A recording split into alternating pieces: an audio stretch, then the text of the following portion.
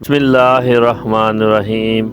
नाज़रीन कराम, 9 और 10 मुहर्रम उल हराम ये 4 रकात नवाफिल पढ़ना मत भूलना। जो शख्स 9 और 10 मुहर्रम के दिन ये 4 रकात नवाफिल अदा कर लेगा तो उस शख्स से अल्लाह तबारक व तआला राज़ी हो जाएगा। इस शख्स को दुनिया जहाँ की हर चीज़ मिल जाएगी। इस शख्स की हर बड़ी से बड़ी हाजात और बड़ी से बड़ी ख्वाहिशात पूरी हो जाएंगी। नाज़रीन कराम, जो शख्स भी ये 4 रकात नवाफिल पढ़ लेगा तो अल्लाह तबारक व तआला इसके अगले पिछले सारे गुनाहों को बख्श देगा। अल्लाह तबारक व तआला इस शख्स को दुनिया जहाँ की बेशुमार नेमतें अता करेगा। नाज़रीन कराम, जैसा कि हम सब जानते हैं कि मुहर्रम उल हराम का महीना जारी है, बहुत ही ज़्यादा बरकतों और रहमतों वाला महीना है और ये इस्लामी साल का पहला बाबरकत महीना है। इस महीने में अल्लाह तबारक व तआला ने ख़ास बरकतें रखी हुई हैं और ख़ास तौर पर मुहर्रम उल हराम के पहले 10 दिनों की बहुत ज़्यादा फजीलत बयान की गई है और इन 10 दिनों में सबसे अफजल दिन यौम अशूरा का दिन है, जिसकी बहुत ज़्यादा फजीलत बताई गई है। ये दिन ना सिर्फ हज़रत इमाम हुसैन रज़ी अल्लाह ताला अन्हो और उनके अहले बैत की अजीम कुर्बानियों की याद दिलाता है, बल्कि इस दिन को नबी करीम सल्लल्लाहु अलैहि वसल्लम की अहदीस मुबारक से भी बड़ी फजीलत हासिल है। जान लीजिए कि हज़रत इब्ने अब्बास रज़ी अल्लाह ताला अन्हो से रिवायत है कि नबी करीम सल्लल्लाहु अलैहि वसल्लम ने फरमाया, मैं उम्मीद रखता हूँ कि अशूरा का रोज़ा गुज़श्ता 1 साल के गुनाहों का कफ़ारा बन जाएगा। यानी कि इस दिन के रोज़े की इतनी ज़्यादा फजीलत है कि ये एक बंदे के पिछले सारे 1 साल के गुनाहों के कफ़ारे के लिए काफ़ी है। इसलिए एक और हदीस में है, हज़रत इब्ने अब्बास रज़ी अल्लाह ताला अन्हो बयान फरमाते हैं कि जब नबी करीम सल्लल्लाहु अलैहि वसल्लम मदीना तशरीफ़ लाए तो आप सल्लल्लाहु अलैहि वसल्लम ने यहूदियों को अशूरा के दिन का रोज़ा रखते देखा। तो आप सल्लल्लाहु अलैहि वसल्लम ने पूछा, ये क्या है? तो उन्होंने कहा, ये वो दिन है कि जिसमें अल्लाह तबारक व तआला ने हज़रत मूसा अलैहिस्सलाम और बनी इसराइल को फ़िरौन से निजात दिलाई थी और मूसा अलैहिस्सलाम ने शुक्राने के तौर पर रोज़ा रखा था। नबी करीम सल्लल्लाहु अलैहि वसल्लम ने फरमाया कि हम मूसा अलैहिस्सलाम के इस सुन्नत पर अमल करने के ज़्यादा हकदार हैं। चुनाचे आप सल्लल्लाहु अलैहि वसल्लम ने खुद भी रोज़ा रखा और बाकी सब मुसलमानों को इसका हुक्म दिया। नाज़रीन कराम, जान लीजिए कि इस दिन अल्लाह तबारक व तआला की ख़ास रहमतें और बरकतें नाजिल होती हैं। इसलिए इस दिन ज़्यादा से ज़्यादा तौबा इस्तग़फ़ार करनी चाहिए, अल्लाह तबारक व तआला से माफ़ी का तलब करनी चाहिए, सदका व खैरात करना चाहिए। नबी करीम सल्लल्लाहु अलैहि वसल्लम ने फरमाया कि जिसने अशूरा के दिन अपने अहल व अयाल पर कशादगी की तो अल्लाह तबारक व तआला सारा साल इस शख्स पर कुशादगी फरमाता है। इस दिन ज़्यादा से ज़्यादा नेक अमाल हासिल करने चाहिए, ज़्यादा से ज़्यादा अल्लाह तबारक व तआला की इबादत करनी चाहिए और इस दिन तौबा इस्तग़फ़ार करें, सदका व खैरात करें और इस दिन खास 4 नवाफिल हैं जो कि लाजमी अदा कर लेने चाहिए। जान लीजिए कि इस दिन ये 4 रकात नवाफिल बहुत ज़्यादा अहमियत और फजीलत के हामिल हैं, इसलिए इन 4 रकात नवाफिल को लाजमी अदा कर लीजिएगा। ये नवाफिल बहुत ही ज़्यादा बरकत के हामिल हैं। जो शख्स भी 9, 10 और 11 और 15 मुहर्रम और इन दिनों के दरमियान 4 रकात नवाफिल को अदा करता है तो अल्लाह तबारक व तआला इस शख्स से राज़ी हो जाता है। ये नमाज अल्लाह सुबहाना व तआला को बहुत ही पसंद है और जो शख्स भी ये नमाज पढ़ता है तो वो शख्स अल्लाह तबारक व तआला का पसंदीदा शख्स बन जाता है। नाज़रीन कराम, इन 4 रकात नवाफिल को किस तरह से अदा करना चाहिए, इनको पढ़ने का क्या तरीक़ाकार है, नियत कैसे करनी है, कौन सी सूरतें पढ़नी हैं, तो आज इस मालूमाती वीडियो में हम आपके साथ इन नवाफिल को पढ़ने का मुकम्मल तरीका शेयर करते हैं। आप लोगों से गुजारिश है कि हमारी आज की इस मालूमाती वीडियो को आखिर तक ज़रूर देखिएगा। मोहतरम नाज़रीन कराम, हज़रत बीबी फ़ातिमा सलामुल्लाह अलैहा पैगम्बर खुदा हज़रत मोहम्मद सल्लल्लाहु अलैहि वसल्लम की प्यारी साहिबजादी और हज़रत अली शेर खुदा की बीवी हैं। एक मरतबा हज़रत अली शेर खुदा ने पैगम्बर खुदा सल्लल्लाहु अलैहि वसल्लम से पूछा, या रसूल अल्लाह सल्लल्लाहु अलैहि वसल्लम, आप हम दोनों में से किससे ज़्यादा मोहब्बत करते हैं, यानी अपनी बेटी से या अपने दामाद अली से? हज़रत अली का ये सवाल नहायत ही अजीब था, लेकिन ये یقیناً اس کے پیچھے بھی حکمت کا ایک خزانہ پوشیدہ تھا جو آنے والی نسلوں کے لیے راہ راست ہے۔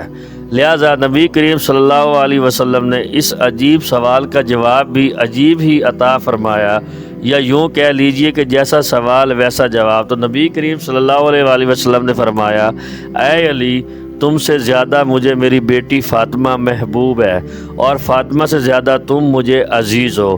تو اس قدر خوبصورت جواب سن کر حضرت علی رضی اللہ تعالیٰ عنہ دل کو خوش ہو گیا۔ پیارے ناظرین، ایک دفعہ دونوں کے بعد حضرت علی اور فاطمہ کے درمیان کوئی بات کو لے کر ناراضگی ہو گئی، اور حضرت علی رضی اللہ تعالیٰ عنہ نے ذرا سا سخت رویہ اختیار کر لیا۔ لہذا اس جھگڑے کا سبب حضرت بی بی فاطمہ رضی اللہ تعالیٰ عنہ روٹ کر اپنے مائکے یعنی اپنے پیارے ابا جان کے پاس چلی گئی، تاکہ اپنے والد کو اپنے غم سنا کر اپنے دل کا بوجھ کچھ ہلکا کر سکے۔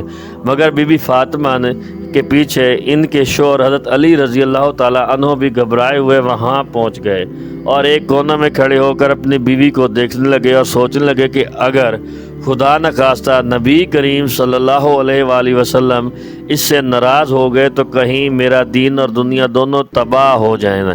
اس لیے اگر یہاں پر کوئی بات ناراضگی کا سبب بنتی ہے تو فوراً اس کا حل کر لیا جائے۔ ویسے یہی سوچ کر حضرت علی رضی اللہ تعالیٰ عنہ ایک کونے میں کھڑے ہو گئے۔ پیارے ناظرین، حضرت بی بی فاطمہ رضی اللہ تعالیٰ عنہ نے اپنے ابا جان صلی اللہ علیہ وآلہ وسلم سے اپنے شوہر کی سختی اور رویے کے بارے میں شکایت پیش کی، اور اپنے شوہر کو زیادتی کا حال اپنے والد کو سنانے لگی، اور پھر یہ کہہ کر زاروں قطار رونے لگی کہ نبی کریم صلی اللہ علیہ وآلہ وسلم نے اپنی پیاری بیٹی اور اپنے لخت جگر کو اس قدر روتے ہوئے دیکھا تو ان کا دل بھی بھر آیا، اور آپ صلی اللہ علیہ وآلہ وسلم بہت غمزدہ ہو گئے۔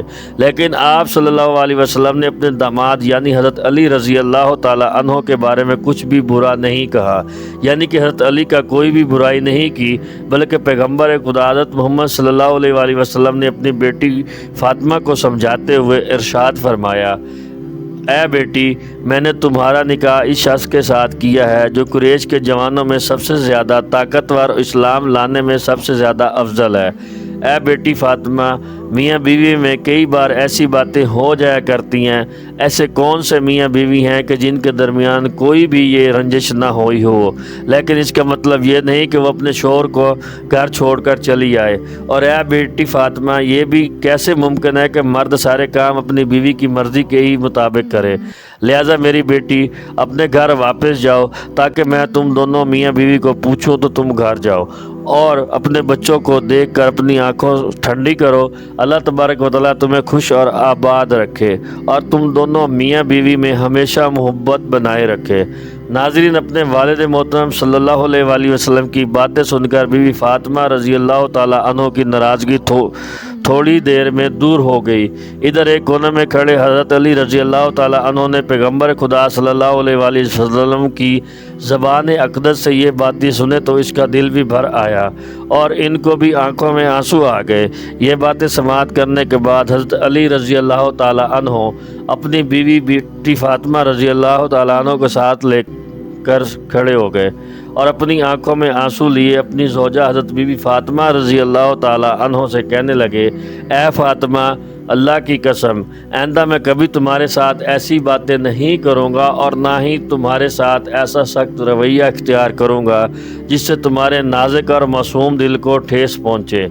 پیارے ناظرین، حضرت علی کی یہ زبان سے باتیں سن کر حضرت فاطمہ رضی اللہ تعالیٰ عنہ کا دل بھی بھر آیا، اور وہ کہنے لگی، اے میرے پیارے شوہر، میں آپ کو کوئی غلطی نہیں تو میری ہی نہیں، تھوڑی سی بات ناراض ہو کر اپنے والد کے گھر چلی آئی، لہذا مجھے آپ معاف کر دیجئے۔ اور اس کے بعد محبت کے جذبات سے سرشار دونوں میاں بیوی اپنے گھر کی طرف واپس لوٹ آئے، اور یہ منظر دیکھ کر پیارے نبی کریم صلی اللہ علیہ وآلہ وسلم کی آنکھوں سے بھی آنسو جاری ہو گئے۔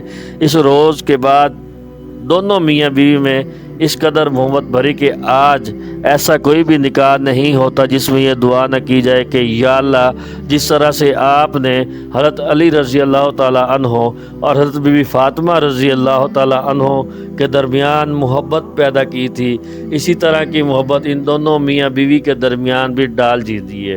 پیارے ناظرین، اب یہ بھی جان لیجئے کہ اس کے بعد ایک مرتبہ حضرت بی بی فاطمہ رضی اللہ تعالیٰ عنہ بیمار ہو گئیں۔ حضرت علی نے فرمایا کہ اے فاطمہ، آپ نے آج تک کبھی بھی کسی چیز کی فرمائش نہیں کی، آپ یہ بتا دیجیے کہ آج آپ کو کون سی چیز کھانے کا دل کر رہا ہے۔ تو حضرت فاطمہ رضی اللہ تعالیٰ عنہ نے فرمایا یا علی، آج میرا انار کھانے کو دل کر رہا ہے۔ حالانکہ اس وقت انار کا موسم نہیں تھا، لیکن پھر بھی حضرت علی رضی اللہ تعالیٰ عنہ اپنی بیوی کی خواہش کو پورا کرنے کے لیے اپنے گھر سے نکلے اور ایک یہودی کے دروازے پر پہنچ گئے جو انار کی تجارت کیا کرتا تھا، اور اس سے انار کے لیے تقاضا کیا۔ تو وہ یہودی کہنے لگا کہ میرے گھر میں بھی ایک انار موجود نہیں ہے، کیونکہ میں نے تمام انار بیچ دیے ہیں۔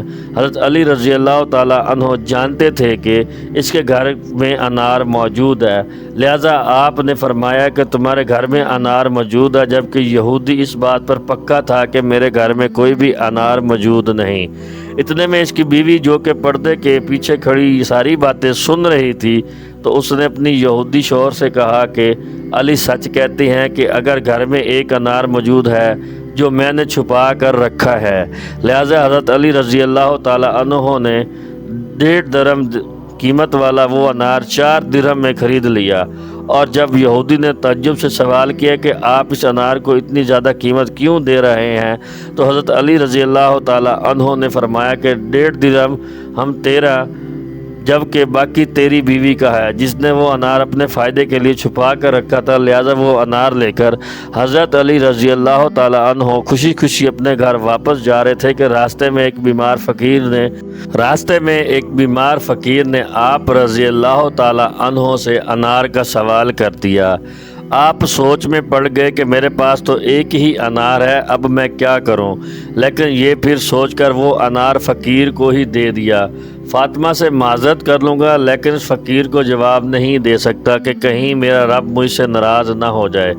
گھر پہنچے اور سوچنے لگے کہ فاطمہ کو کیا جواب دوں، کہ اتنی دیر میں بی بی فاطمہ کی آواز سنائی دی کہ اے علی، میں نے تو ایک ہی انار مانگا تھا، لیکن آپ نے 10 انار بھیج دیے ہیں۔ یہ سن کر حضرت علی رضی اللہ تعالیٰ عنہ خوش ہو کر بولے، بی بی فاطمہ سے فرمانے لگے کہ اے فاطمہ، یہ انار میں نے نہیں بھیجے، بلکہ یہ انار اللہ تبارک و تعالیٰ نے آپ کے لیے بھیجے ہیں۔ اور پھر بھی آپ رضی اللہ تعالیٰ عنہ نے بی بی فاطمہ رضی اللہ تعالیٰ عنہ کو سارا قصہ سنا دیا۔ ناظرین کرام، محرم الحرام کی بابرکت ایام ہیں، اور ان ایام کو اللہ سبحانہ و تعالیٰ بے شمار فضائل سے نوازتا ہے۔ امت محمدیہ صلی اللہ علیہ وآلہ وسلم ان ایام میں شہدائے کربلا اور اہل بیت اطہار کے ذکر سے اپنے دلوں کو منور کرتے ہیں۔ نبی کریم صلی اللہ علیہ وآلہ وسلم اور اہل بیت اطہار کی محبت میں محافل اور انعقاد کرتے ہیں اور ایک عبادت کی کثرت کرتے ہیں۔ ناظرین کرام، 9 اور 10 محرم الحرام جو شخص بھی یہ 4 رکعات نوافل ادا کر لے گا تو اس شخص کی قسمت میں تقدیر بدل جائے گی۔ یہ 4 رکعات نوافل بے حد بابرکت اور فضیلت کے حامل نوافل ہیں۔ جان لیجئے کہ یوم عاشور کا دن بھی بہت زیادہ برکتوں اور والا مہینہ ہے، اسی لیے اس دن یہ 4 رکعات نوافل ضرور پڑھ لیجئے گا۔ ناظرین کرام، اب آپ کو یہ بھی بتاتے ہیں کہ آپ نوافل کو آپ نے کس طرح پڑھنا ہے، کس طرح سے پڑھنا ہے، اس کی نیت کس طرح سے کرنی ہے، اور کون کون سی ایسی صورتیں ہیں جو ان نوافل میں پڑھنی ہے۔ تو جان لیجئے کہ ان نوافل کو آپ نے 9، 10 اور اس کے علاوہ 20 محرم الحرام تک کے لازمی دنوں میں پڑھ سکتے ہیں، کسی بھی وقت ادا کر سکتے ہیں۔ آپ دن کے کسی بھی حصے میں ان نوافل کو پڑھ سکتے ہیں۔ آپ چاہے تو دن میں ان نوافل کو پڑھ لیجئے اور چاہے تو رات کو بھی ان نوافل کو پڑھ سکتے ہیں۔ اور اس کی نیت کس طرح سے کرنی ہے، تو جان لیجئے کہ نیت جو ہے وہ دل کا پختہ ارادہ ہوتا ہے۔ آپ نے گھبرانا بالکل نہیں ہے۔ محرم الحرام کی بابرکت گھڑیاں جا رہی ہیں، یعنی کہ زبان سے نیت کرنا ضروری نہیں، یہ صرف مستحب ہے۔ اگر آپ زبان سے بھی نوافل کرنا چاہیں تو اس طرح سے کر سکتے ہیں، نیت کرتا ہوں یا کرتی ہوں۔ 4 رکعت نماز نوافل کے واسطے اللہ تبارک و تعالیٰ کے منہ میں رکھانا کعبہ شریف کی طرف، اسی طرح سے نیت کرنے کے بعد پھر تکبیر تحریمہ کہہ کر آپ نماز شروع کریں۔ اللہ اکبر کہہ کر ہاتھ باندھ لیں اور پھر سب سے پہلے آپ نے ثنا پڑھنی ہے۔ ثنا پڑھنے کے بعد تعوذ و تسمیہ، پھر سورۃ فاتحہ پڑھنی ہے۔ سورۃ فاتحہ پڑھنے کے بعد کوئی بھی چھوٹی سی سورت ملا کر پڑھ لیں۔ اور یہاں ایک بات آپ کو بتاتے چلیں کہ آپ نے بہت سے لوگ سمجھتے ہیں کہ ان نوافل میں کوئی خاص صورتیں پڑھنی جاتی ہیں، تو ایسا ہرگز بالکل نہیں ہے۔ آپ کوئی بھی صورت پڑھ سکتے ہیں، یعنی سورۃ فاتحہ پڑھنے کے بعد آپ کو جو بھی صورت آتی ہے آپ پڑھ سکتے ہیں۔ اور اگر آپ کو کوئی بڑی صورت یاد نہیں تو پھر سورۃ اخلاص ہی پڑھ لیجئے۔ اس کے بعد رکوع کریں، پھر سجود کریں، پھر کھڑے ہو جائیں۔ اسی طرح دوسری رکعت کو بھی ادا کر لیں اور پھر سلام پھیر دیں۔ اسی طرح سے آپ کے 2 نوافل رکعت ادا ہو جائیں گے۔ اب جب آپ یہ 2 رکعت نوافل ادا کر لیں تو پھر اگلے 2 رکعت نوافل شروع کرنے سے پہلے آپ نے 100 مرتبہ اپنی ہاتھوں کی انگلیوں پر یہ کلمات پڑھنے ہیں جو کہ اس طرح ویڈیو میں آپ کو بتایا جا رہا ہے، اور یہ غور سے سن لیں کلمات کیا ہیں۔ سبحان اللہ و بحمدہ سبحان اللہ العظیم۔ آپ نے 100 مرتبہ یہ کلمات اپنے ہاتھوں کی انگلیوں میں پڑھنے ہیں۔ جان لیجئے کہ یہ کلمات بے تحاشا فضیلت کے حامل ہیں۔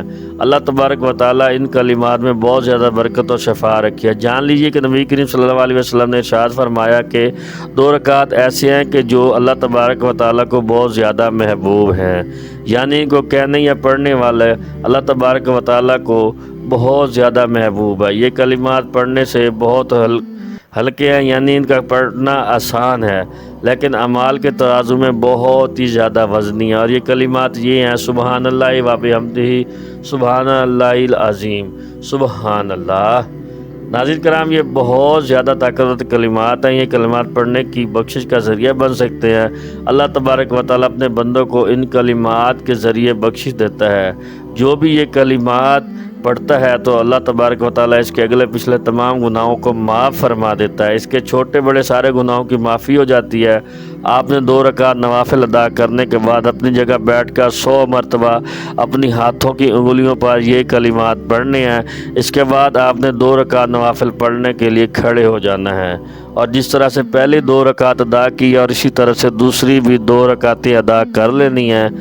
لہٰذا محترم ناظرین، یہ دھیان سے عمل کرنا ہے، اس اور خوشنودی کے ساتھ کرنا ہے۔ ناظرین کرام، جان لیجیے کہ آپ یہ 4 رکعت نوافل ادا کر لیں، اور پھر آپ نے آخر میں اللہ تبارک و تعالیٰ سے سچے دل سے دعا کرنی ہے، اور میرے لیے بھی یقین کامل کے ساتھ دعا کریں۔ اللہ پاک مجھے مزید آپ کے لیے اچھی ویڈیو بنانے کی توفیق دے۔ یہ نوافل اتنے زیادہ برکت والے ہیں، ان نوافل میں اللہ تبارک و تعالیٰ آپ کی ہر خواہشات کو، ہر حاجات کو، ہر طرح کی مراد کو پورا فرمائے گا۔ اللہ تبارک آپ کے پچھلے تمام گناہوں کو معاف کر دے گا، آپ کے رزق میں بے تحاشا برکتیں ڈال دے گا، اور سب سے بڑھ کر اللہ تبارک و تعالیٰ آپ سے راضی ہو جائے گا، کیونکہ نوافل پڑھنے سے اللہ پاک راضی ہو جاتے ہیں اور بندے کو اللہ کا قرب نصیب ہوتا ہے۔ اللہ کی رضا کے لیے نوافل کا اہتمام کرنے والے شخص پر اللہ کی خاص رحمتیں اور برکتیں نازل ہوتی ہیں۔ ایسے شخص کی دعائیں اللہ تبارک و تعالیٰ کی بارگاہ میں قبول و منظور ضرور ہوتی ہیں انشاءاللہ۔ اللہ تبارک و تعالیٰ سے دعا ہے کہ اللہ پاک نیکی کی بات سننے اور سمجھنے میں اور اس پر عمل کرنے کی توقع اور توفیق عطا فرمائے۔ میرا سنانا آپ کو اور آپ کا سننا اپنی بارگاہ الہی میں قبول و منظور فرمائے، اور میرا خاتمہ بالخیر فرمائے یا رب العالمین۔ اگر ناظرین آپ کو یہ ویڈیو اچھی لگی ہو تو ویڈیو کو لائک کر اپنے دوستوں کے ساتھ لازمی شیئر کریں، اور کمنٹ باکس میں اللہ پاک کے 99 ناموں میں سے کوئی بھی ایک نام ضرور ٹائپ کریں۔ ہماری حوصلہ افزائی کے لیے اس ویڈیو کے لیے اجازت دی ہے۔ اللہ آپ سب کا حامی و ناصر ہو۔ اپنا خیال رکھیے گا۔ ملتے ہیں ایک اور پیاری سی ویڈیو میں، تب تک کے لیے اللہ حافظ۔